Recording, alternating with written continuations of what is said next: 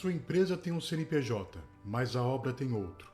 Preciso colocar essa obra no meu programa de auditoria? Nesse vídeo eu vou mostrar para você o que é SCP, o que é SPE, quais obras devem ser informadas para a certificadora, quais obras a certificadora vai escolher para auditar, se uma obra, em vez da empresa, pode ser certificada no PBQPH e se você precisa auditar todas as obras em andamento, independente do CNPJ, na auditoria interna. Fica comigo até o final desse vídeo. Meu nome é Rossano Monese e você está no Que é isso, gente?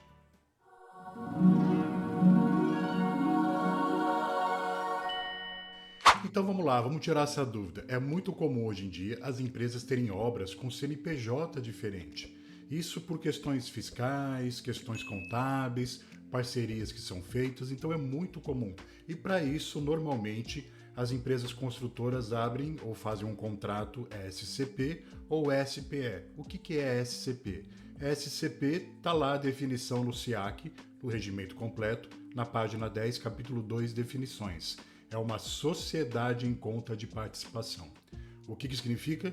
Reunião de pessoas físicas ou jurídicas para uma produção ou para a produção de um resultado comum, que pode ser a obra, operando sob a responsabilidade integral de um sócio ostensivo. Normalmente esse sócio ostensivo é a construtora ou alguém da construtora, que se responsabiliza integralmente por todas as operações da sociedade, no caso empresa, conforme os artigos aqui do Código Civil. Então, SCP é um CNPJ ali, é uma conta de negócio feita especificamente para um projeto em comum, para um resultado em comum. No caso aqui, nós estamos falando de obra. Já SPE, o que é SPE? Segundo, lá na mesma página do regimento completo SEAC, no capítulo 2, Sociedade de Propósito Específico, SPE. Personalidade jurídica formalmente constituída, onde todos os sócios respondem pelas obrigações sociais da empresa. São duas formas aqui citadas no PBQPH, tanto SPE quanto SCP, porque é comum acontecer. Pode pegar o seu regimento aí do SIAC e lá olhar nessa página 10 que eu estou te falando aqui, do regimento completo no capítulo 2, que você vai ver as definições. E aí então surge a pergunta: quais obras devem ser informadas para a certificadora? Porque minha empresa tem um CNPJ. Se ela tem um CNPJ e esse CNPJ é diferente das obras, as obras não vão ser consideradas outras empresas? Então não deveria fazer parte da certificação da empresa, da construtora? Tá entendendo o rolo que fica na cabeça? Vamos desmistificar e desenrolar tudo isso daqui. Então olha comigo. Quais obras devem ser informadas para a certificadora? Lá na página 15 do capítulo 5, procedimentos e obrigações do organismo de avaliação da conformidade autorizados, ou seja, o OAC, a certificadora que vai te auditar, lá diz que até o início dos trabalhos de certificação, no artigo 14, a OAC, o organismo acreditado, certificador ou organismo de avaliação da conformidade, melhor dizendo, deve ter tido acesso e analisado as seguintes informações sobre a empresa solicitante. Que informações? Olha aqui, ó. No caso de especialidade técnica de execução de obras, o acervo técnico dos empreendimentos em execução e respectiva etapa de produção no canteiro de obras, incluindo aqueles dos quais a empresa atua em consórcio entra também, sociedade de propósito específico, SPE, ou sociedade em conta de participação, SCP, elegíveis para definição da amostragem e dimensionamento das auditorias. Mas o que significa ser elegível para a amostragem, a definição da amostragem? O que torna uma obra elegível? O que torna uma obra elegível significa que ela precisa estar em andamento, é claro, e dentro do escopo da auditoria, aquele escopo solicitado, que pode ser edificações, saneamento básico, obras viárias ou artes especiais.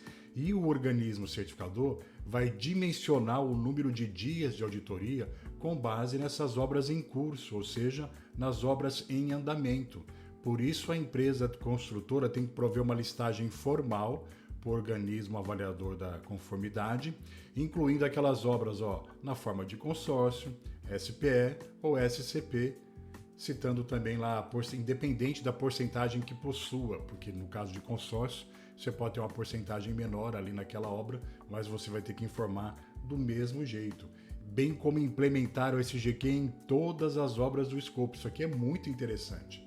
Muitas vezes perguntam para mim, Rossano, eu estou lá com uma empresa com 4 obras, eu tenho que implementar o sistema de gestão em todas as obras para auditoria, mesmo que elas não vão ser auditadas? Claro que tem, porque o sistema de gestão é da empresa e tudo que a empresa faz precisa estar dentro dos padrões.